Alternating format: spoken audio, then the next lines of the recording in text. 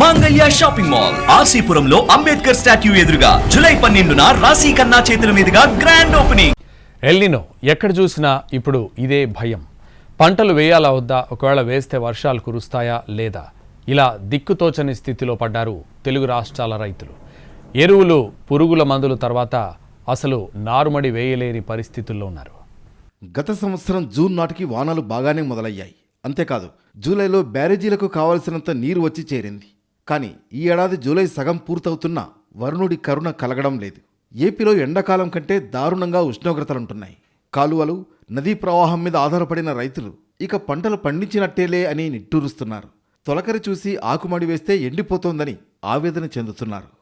ఇప్పుడు వరకు మాకు ఏ తేడా రాదు. ఇప్పుడు ఈ సంవత్సరం అంటే మరీ కరువు వచ్చినాయి. మాకు అసలు ఆకుమళ్ళు వెళ్ళిపోతున్నాయి, చేలు దిక్కులు లేవు, ఏమీ లేవు, నిరాపర్శంగా అయిపోయింది.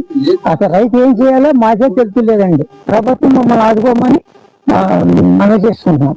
మన వర్షం మీద మేము ఆకుమళ్ళు వేసాం, వర్షం మీద ఆధారపడి ఆ వర్షాలు ఎండిపోయినాయి. కాలం కూడా మాకు అనుకూలంగా రాలేదు. మరి మెట్టకారు వచ్చేది చేలు, ఆకుమళ్ళు చచ్చిపోతున్నాయి, ఎదలు కూడా పోతున్నాయి. మరి అట్లా ఉందండి మా పరిస్థితి. తోడుకుంటా కూడా నీళ్ళు, మరి వాళ్ళు కూడా, మరి ప్రభుత్వం కూడా మరి నీళ్ళు వదులుతాకి మరి అవకాశం మరి ఎప్పుడు ఇస్తారో ఏంటో మాకు తెలియదు. అపరాలు పండించాలన్నా కొన్ని ప్రాంతాలు అనువుగా ఉండవు. వరి మాత్రమే రైతుకు ఆధారం. అయితే నారుమడి వేసినా మొలక తిరగగానే ఎండిపోతున్నాయి. కాలువల మీదే ఆధారపడి పంటలు వేసే రైతులే ఎక్కువ. లక్షల హెక్టార్లలో పంటలు వేయకపోతే ఈసారి ప్రత్యామ్నాయం కూడా ఉండే అవకాశం లేదని రైతులు అంటున్నారు. ఈ వాతావరణ ఎల్నినో ప్రభావం వలని రైతులకు చాలా నష్టం అండి.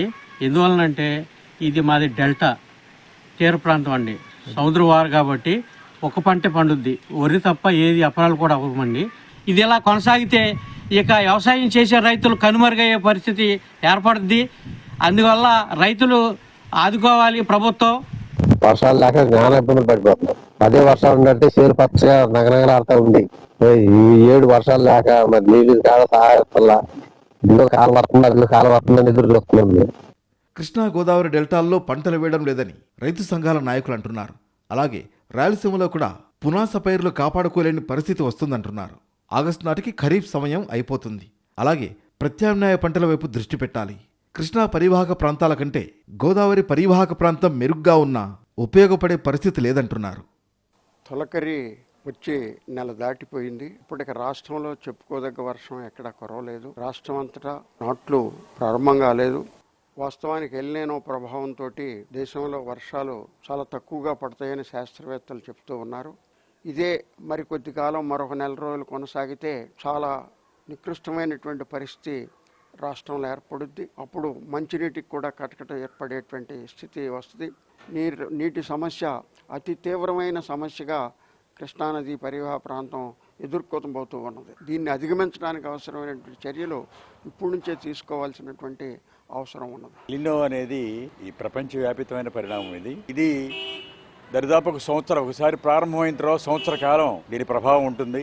కరువు రావటం ఖాయం అయితే కరువుని ఎదుర్కోవడానికి కావాల్సిన ప్రణాళిక ప్రభుత్వం దగ్గర ఉన్నట్టు లేదు. అర్జెంటుగా దీనికి ప్రణాళిక సిద్ధం చేస్తేనే ఏ ప్రాంతాల్లో ఏ పంటలు ఇవన్నీ కూడా ఏర్పాట్లకి ఉపయోగపడుద్ది. అలర్ట్గా ఉండి రైతులు అంటేనే ప్రభుత్వాలు అలర్ట్గా ఉండి దీనికి కాసుకోవాల్సిన అవసరం ఉంది. మొత్తంగా చూస్తే ఈ ఏడు వ్యవసాయం మీద రైతులు ఆశలు వదులుకున్నట్లే కనిపిస్తోంది. మరి ముందు ఏం జరుగుతుందో చూడాలి.